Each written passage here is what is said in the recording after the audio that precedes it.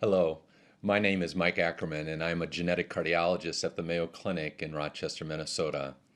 I also serve as director of Mayo Clinic's Winland Smith Rice Genetic Heart Rhythm Clinic, the Winland Smith Rice Sudden Death Genomics Laboratory, and the Mayo Clinic Winland Smith Rice Comprehensive Sudden Cardiac Death Program.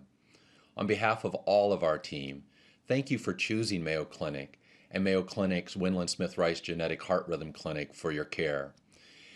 It was a blessed privilege to meet you and to care for you and your entire family. I trust that your entire Mayo Clinic experience was nothing less than amazing.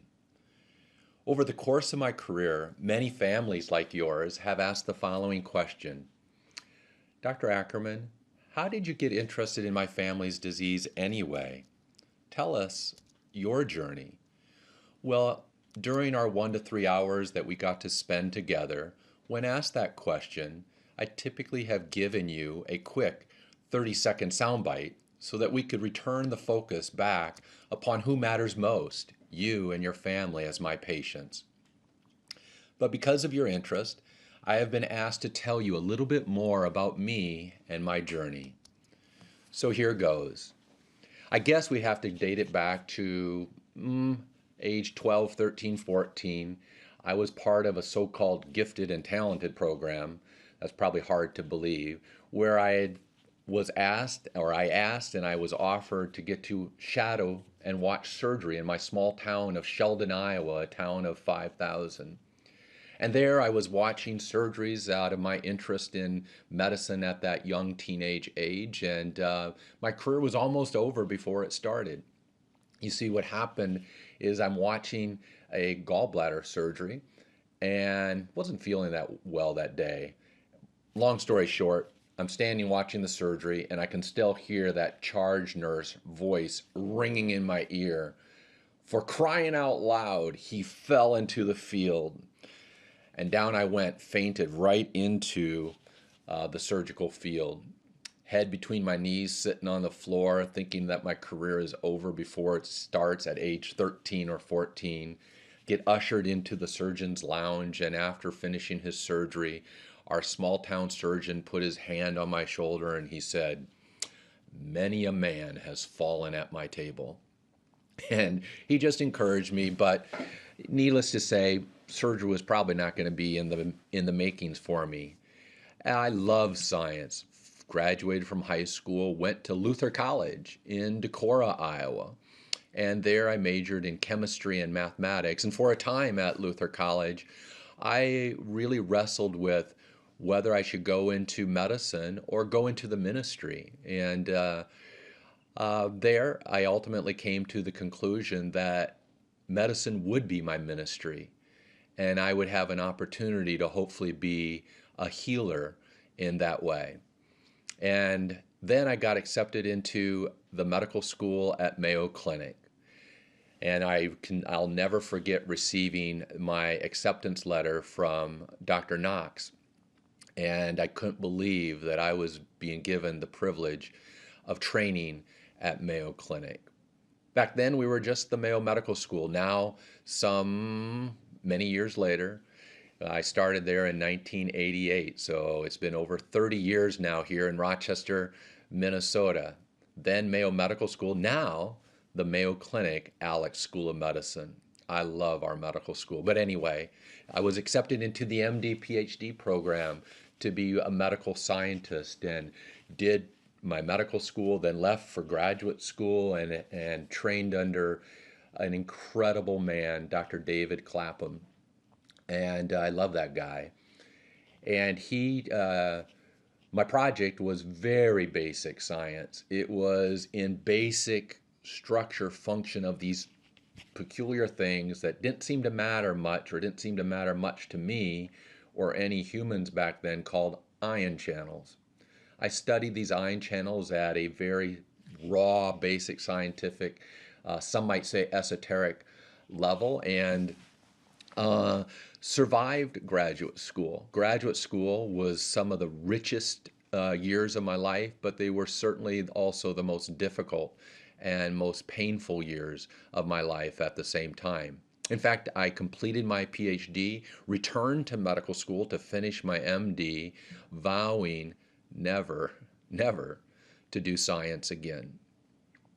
David, my mentor, Dr. Clapham, he said, "You'll be back." And I said, "No, I won't." But returned to medical school, graduated from medical school with my MD and my PhD in 1995, stayed at Mayo Clinic for pediatric residency training, stayed at Mayo Clinic for my pediatric cardiology fellow, and then joined the faculty of Mayo Clinic in the summer of 2000. But what happened during those 5 years after finishing medical school was life changing. You see, it was because of you, uh, a patient that I'll never forget, who I admitted in November of 1996 during my first night of call as a second year pediatric resident uh, in the pediatric intensive care unit at our children's hospital here at Mayo Clinic. 10-year-old boy nearly drowned at one of our local pools, an indoor pool, because it was November, Rochester, Minnesota. And thankfully for him, he was resuscitated by first responders who ran out to his car and got an automatic external defibrillator and shocked him back. And we received the message in our pediatric intensive care unit that we would be getting this 10-year-old boy who drowned or nearly drowned at the local pool, and he was resuscitated by external defibrillation. And as the admitting resident, the admitting physician, I thought, that's really unusual because most pediatric drownings or near drownings have nothing to do with the heart. I wonder if he has that long QT thing. You see, the timing is everything. So this is November 96. Remember, just the year before, 1995, Dr. Mark Keating and the team in Salt Lake City had the breakthrough because they discovered the genetic root cause of long QT syndrome in 1995. You know what the root cause is? Defective ion channels of the heart.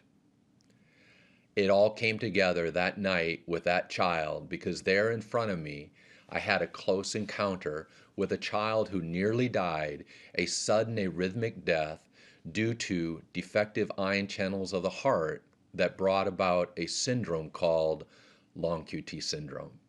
Some might say the rest is history because that was my epiphany, where at that night I knew who I was going to become when I grew up. I was going to become a physician who would dedicate my life to taking care of families at risk of sudden cardiac death due to genetic heart defects in the heart's rhythm system from long QT syndrome, would later become equally passionate about genetic heart muscle defects like hypertrophic cardiomyopathy.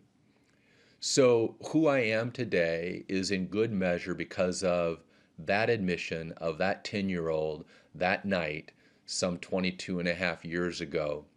And I thank him for changing my life, for allowing me to discover who I was supposed to become. In fact, I got so excited about that case that I broke out of residency after that rotation was finished and went into a molecular genetics laboratory, the laboratory of Dr. Stephen Thibodeau here at Mayo Clinic. And I said, I want to find his and his family's genetic cause, and did a postdoc. During that postdoc, met an incredible man, Dave Tester, who became then, some 20 years ago, and still is now, the lead scientist in the Winland Smith Rice Sudden Death Genomics Laboratory. We found Jonathan's mutation, and guess what it was? A long QT1 causative mutations, because it wouldn't take many years after that, very short before we and others showed that when there is a swimming triggered event, and it is because of long QT syndrome, it almost always is because of type 1 long QT syndrome. And then that ushered in sort of the rest, where I went into pediatric cardiology fellowship.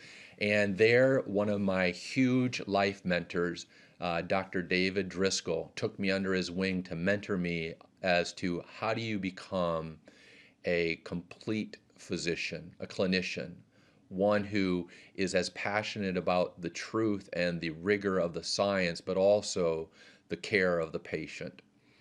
And he also believed in my vision. And at that time, back in 1998, even while I was a fellow in training, we started the Genetic Heart Rhythm Clinic now 20 years ago.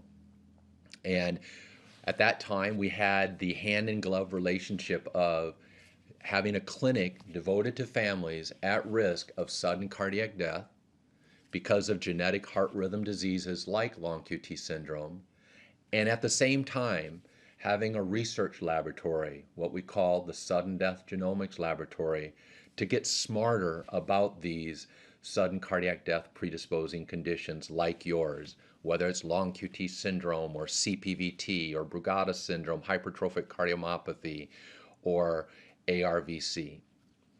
And we have done our best to do both, to take care of families like yours, incredible families, and to try to get smarter on your behalf about your diseases. What are the triggers? What is the risk? What are the treatment options? How can we help families with these conditions not only live, but to thrive despite them? So when asked, how did it all happen? In a 10-minute nutshell, that's the story. Well, thank you for asking me to stroll down memory lane for these past 10 minutes. It was quite, I enjoyed it. I hope you did. It's been a great journey so far, and thank you for blessing me so much with your lives. My life is full in good measure because of you and your family. While the first 20 years of my career have exceeded my wildest dreams, I trust that our best years together are still in front of us. So on behalf of all of us in Mayo Clinic, Winland Smith Rice Genetic Heart Rhythm Clinic, thank you for asking me about my story. My team and I are sure looking forward to seeing you again in the near future.